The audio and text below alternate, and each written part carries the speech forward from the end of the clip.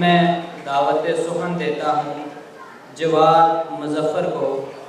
آپ کا تعلق قاسم میموریل اسکول لاہور سے ہے۔ جواد مظفر۔ نحمدہ و نصلی علی رسولہ الکریم، اما بعد فاعوذ باللہ من الشیطان الرجیم، بسم اللہ الرحمن الرحیم۔ صدر علی وقار، محترم اساتذہ کرام اور میرے عزیز ساتھیوں، السلام علیکم۔ جناب صدر، معزز سامعین، میری تقریر کا عنوان ہے وہی جہاں ہے تیرا جس کو تو کرے پیدا۔ موضوع کی طرف بڑھنے سے پہلے ہمیں رکنا ہوگا ایک گھڑی کے لیے، اور یہی گھڑی اور لمحہ ہماری منزل مراد اور تعمیر جہاں کے لیے رہد سفر بنے گا۔ آخر وہ کون سا جہاں ہے؟ یہ دنیا ہے جس کو ہم بنانے چلے ہیں، اور یہ ایسا معاشرہ ہے جہاں جو تعداد سے بڑا ہو، جہاں انسان ہی انسان پر خدا بنا بیٹھا ہو، اور جہاں رنگ، نسب، زبان، قوم، قبیلے، طاقت اور بے طاقتی کی بنیاد پر پہچانے جائے، جہاں طاقت اور کمزوروں پر ظلم اٹھاتے ہو، جہاں امیر غریبوں کو نان شبینہ سے بھی محروم کر دیتے ہیں، جہاں لاشیں گرتی ہیں، جہاں بہنوں کی سوگ گزرتے ہیں، انسانیت زخم کو سر پکڑے باہوں کو چیخ رہی ہو۔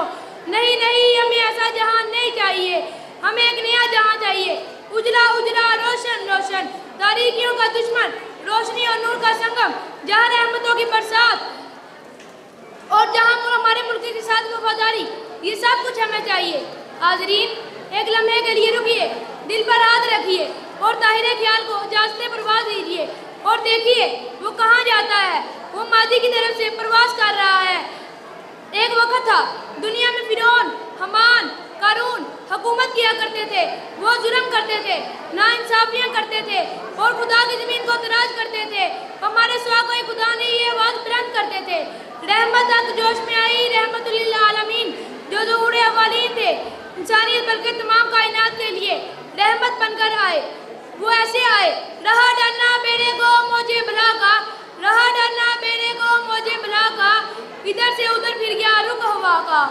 جناب صدر، آپ صلی اللہ علیہ وسلم کی آمد اللہ تعالیٰ کی مشیت کا اعلان تھا۔ آپ صلی اللہ علیہ وسلم کے آنے سے دنیا روشن ہو گئی، اندھیرے ختم ہو گئے۔ واللیل اذا عسعس، رات ڈھلنے لگی۔ والصبح اذا تنفس، اور دن سانس لینے لگا۔ فرعون اور قارون کا دور بیت گیا۔ انسانیت کے اجڑے ہوئے گلستان میں ایسی ترنم آفری بہار آئی کہ ایسی صبح بہار آئی کہ روزے ازل سے نہیں دیکھی تھی۔ تیرے کرم نے ڈال دی تہے خلوص و بندگی، تیرے کرم نے ڈال دی تہے خلوص و بندگی، تیرے غضب نے بندگی را رسم ستم گیرا۔ جناب صدر، رسم ستم گیرا۔ جناب صدر، آپ صلی اللہ علیہ وسلم کے خون کا بدلہ، ان کے جذبات کا اور ان کے احساسات کا ہمیں بدلہ چکانا ہوگا۔ آپ صلی اللہ مکہ میں مقدس